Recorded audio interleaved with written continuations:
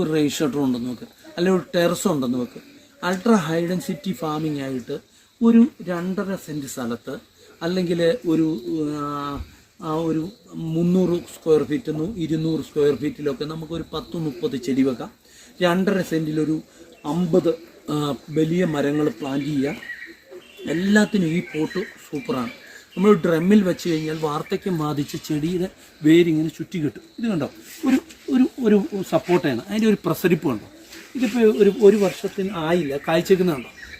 അതാണ് ഇതിൻ്റെ ഒരു പ്രത്യേകത ഈ കാണിക്കുന്നത് കണ്ടോ. അപ്പം നമ്മൾ കള്ളം പറയാനൊന്നുമില്ല. ഒരു കാര്യമുണ്ട്, മിറാക്കിൾ ഫാം ഹൗസിലേക്ക് എല്ലാവർക്കും വരാം.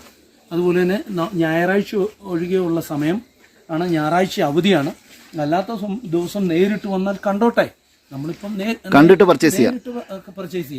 അപ്പം നമ്മൾ പർച്ചേസ് ചെയ്യാൻ വരുന്നവർക്ക് ഇത് കാണാൻ വേണ്ടി എല്ലാ കൃഷിയും നമ്മൾ ഓൾറെഡി ചെയ്തിട്ടുണ്ട്. ഇനി അടുത്ത മാസം ആകുമ്പോഴത്തേനും എല്ലാം ആവും.